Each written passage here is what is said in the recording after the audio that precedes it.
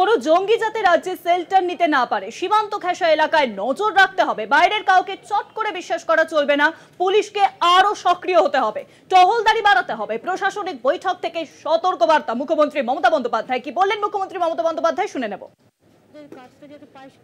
লোক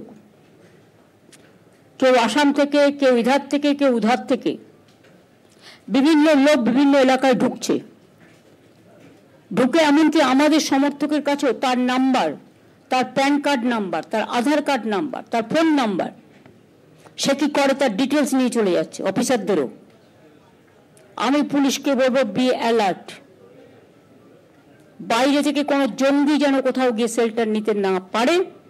আর তেমনি যারা মানুষকে মিথ্যে কথা বলে মানুষের জিনিসপত্রগুলো হাতিয়ে নেওয়ার চেষ্টা করছে, এটা মনে রাখবেন, অথরাইজড লোক ছাড়া, বুঝতে পারছেন আমি কি বলছি, কেউ কাউকে কোনো ডিটেলস দেবেন না। পিয়ারে একজন হেডকোয়ার্টারে ডিএসপি বা এসডিপিও কিছু একটা আছে, চন্দন বাবু বলে কেউ আছে, তিনি কি এসছেন মিটিংয়ে?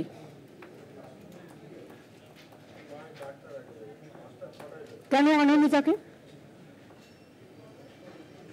হেডকোয়ার্টার দেখে, বাট তাকে তুমি কোনো কাজ দাও না। Is it not a fact? না, কাজ করে না, তাকে তুমি করতে দাও না। তোমরা নিজেরাই যদি নিজেদের মতো গ্রুপ তৈরি করে নাও, তাহলে how the people will sustain?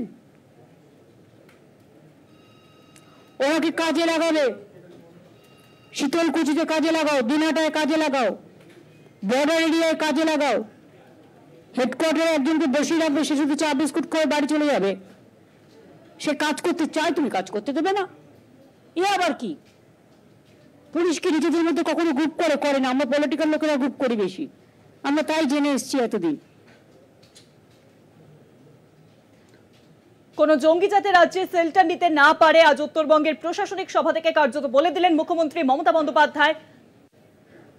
আর এ বিষয়ে বিস্তারিত আলোচনা করবো। নিউজরুমে এখন সঙ্গে রয়েছেন আমাদের প্রতিনিধি দুর্গাদাস বন্দ্যোপাধ্যায়। দুর্গাদাস, আমরা দেখেছি যে মুখ্যমন্ত্রী মমতা বন্দ্যোপাধ্যায় 4 দিনে যে উত্তরবঙ্গ সফরে গিয়েছিলেন, আর আজকে জঙ্গি দমন নিয়ে কার্যত জঙ্গিরা যাতে শেল্টার নিতে না পারে বাংলাতে, তার জন্য তিনি সতর্ক বার্তা দেন। আর কি কি বললেন মুখ্যমন্ত্রী? দেখো, একটা বিষয় খুব পরিষ্কার করে বলে দেওয়া ভালো যে 4 দিনের সফরে মুখ্যমন্ত্রী মমতা বন্দ্যোপাধ্যায় উত্তরবঙ্গে যেদিন যাচ্ছেন, সেদিন আমরা কলকাতা টিভির পক্ষ থেকে এখানেই বলেছিলাম যে শুধুমাত্র তিনি কয়েকটা মিটিং বা রাজনৈতিক উদ্দেশ্য নিয়ে উত্তরবঙ্গে যাচ্ছেন না। উত্তরবঙ্গে যাওয়ার পেছনে একাধিক গুরুত্বপূর্ণ কারণ রয়েছে মুখ্যমন্ত্রী মমতা বন্দ্যোপাধ্যায়ের। তার মধ্যে অন্যতম ছিল, সেটাও আমরা বলেছিলাম পরিষ্কার করে, যেহেতু ভারত পাকিস্তান যুদ্ধের আবহের শেষে উত্তেজনা এখনও পর্যন্ত পুরোপুরি প্রশমিত হয়নি।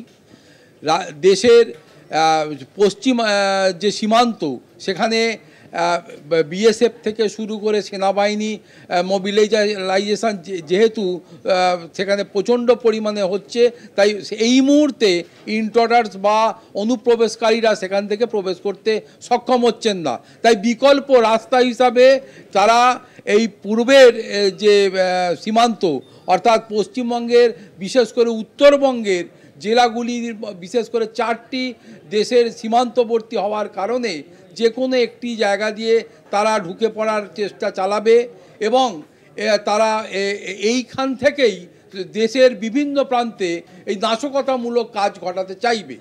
এই বিষয়টা বিগত দিনেও আইবি রিপোর্ট থেকে শুরু করে কেন্দ্রীয় স্বরাষ্ট্র মন্ত্রক থেকে শুরু করে সকলেই কিন্তু মমতা বন্দ্যোপাধ্যায় এবং তার সরকারকে অবহিত করেছিলেন।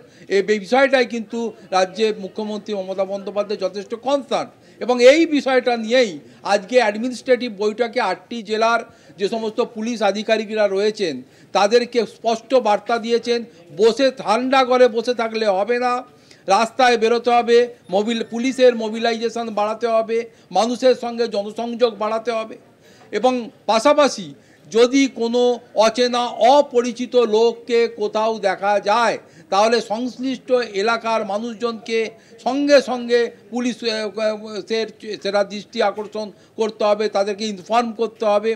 শুধু তাই নয়, যে প্রতিটি এলাকার যে সমস্ত ছোট বড় ক্লাবগুলো রয়েছে এদেরও একটা বড় দায়িত্ব রয়েছে, যেহেতু ক্লাব সংগঠন এলাকার মানুষজনকে নিয়ে হয়, তাই তাদেরকেও বলে দেওয়া হয়েছে যে ক্লাব সংগঠনগুলো যেন তাদের চোখ কান খোলা রাখে, তারাও যেন নিজ নিজ এলাকাতে কারা নতুন লোক আসছে, কারা কি করছে, এই বিষয়গুলো যেন তুলে আনে, এবং এদের যদি কোনো কাউকে মনে হয় সন্দেহজনক লাগছে, সঙ্গে সঙ্গে তারা যেন পুলিশ প্রশাসনকে খবর দেয়।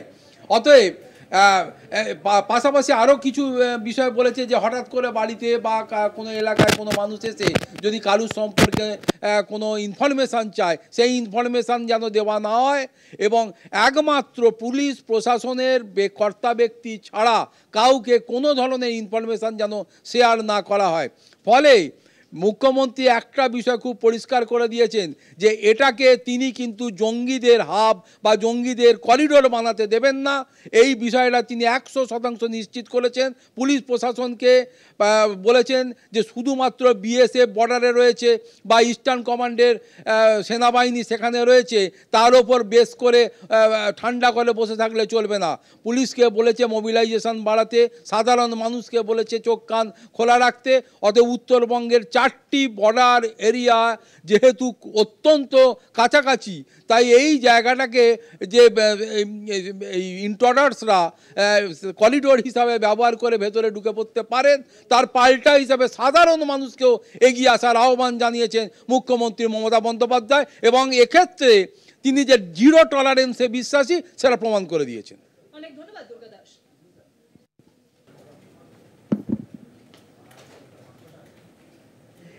প্রশাসনিক বৈঠক থেকে সতর্কবার্তা মুখ্যমন্ত্রীর, বাংলা যেন কোনোভাবেই জঙ্গিদের বাসস্থান না হয়ে ওঠে, তার জন্যই বাংলায় যেন রাজ্যে শেল্টার নিতে পারে, কোনো জঙ্গিরা যেন শেল্টার নিতে না পারে, স্পষ্টত জানিয়ে দিয়েছেন আজ প্রশাসনিক বৈঠক থেকে মুখ্যমন্ত্রী মমতা বন্দ্যোপাধ্যায়।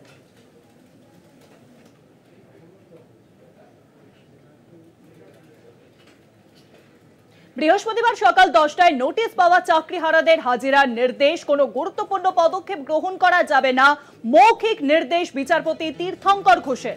বৃহস্পতিবার বিকেল 4টে মামলার শুনানি।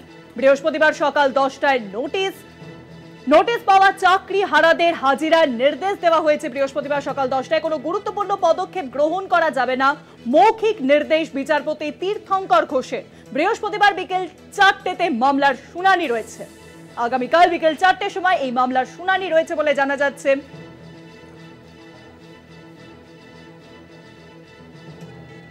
বৃহস্পতিবার সকাল 10টায় নোটিশ পাওয়া চাকরিহারাদের হাজিরার নির্দেশ। যে চাকরিহারারা নোটিশ পেয়েছেন, আন্দোলনের জন্য যে চাকরিহারারা নোটিশ পেয়েছেন, আগামীকাল সকাল 10টার মধ্যে হাজিরার নির্দেশ। আর বিষয়ে বিস্তারিত আলোচনা করব, ফোন লাইনে রয়েছেন আমাদের প্রতিনিধি পীযূষ কান্তিলাল। পীযূষ দা, বিস্তারিত জানান।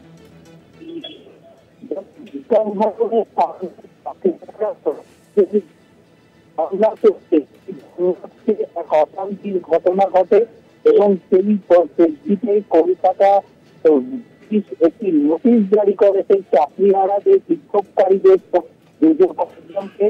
সেই নোটিশকে চ্যালেঞ্জ জানিয়ে কলকাতা হাইকোর্টের দ্বারস্থ হয় ওই বিক্ষোভরত চাকরিহারা শিক্ষকরা। তাদের দাবি যে পুলিশ তাদের হ্যারাস করার জন্য এই নোটিশ জারি করেছে। সেখানে হুলিগানসরা, রাজনৈতিক দলের হুলিগানসরা এই ঘটনা ঘটিয়েছে। তাই ইতিমধ্যে তাদের বিরুদ্ধে কোনো ব্যবস্থা নেয়নি পুলিশ। এই বিচারপতি বলেন যে আপনারা শিক্ষক, আপনাদের অবস্থানটা আমরা বুঝতে পারছি, কিন্তু আপনাদের পক্ষে যে ধরনের ঘটনা ঘটছে সেই ঘটনার দিকে বিশেষভাবে লক্ষ্য রাখা দরকার।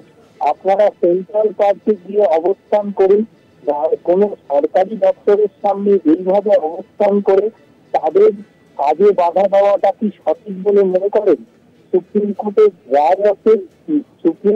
রায় আছে, সেই রায়টিকে ভালো করে পর্যবেক্ষণ করুন, বিষয়টা বুঝুন। সরকার আপনাদের বিষয়টি সরকার দেখছে। আন্দোলন এবং বিক্ষোভ করার অধিকার আপনাদের আছে, সুতরাং আপনারা এ বিষয়ে সচেতন হন। আগামীকাল সকাল 10টায় তাদের হাজিরা দিতে হবে, তবে তাদের বিরুদ্ধে কোনো গুরুত্বপূর্ণ পদক্ষেপ গ্রহণ করা যাবে না, এমনটাই নির্দেশ কলকাতা হাইকোর্টের। অনেক ধন্যবাদ পীযূষ দা। বৃহস্পতিবার সকাল 10টায় যেই চাকরিহারারা নোটিশ পেয়েছেন তাদেরকে হাজিরার নির্দেশ দেওয়া হলো।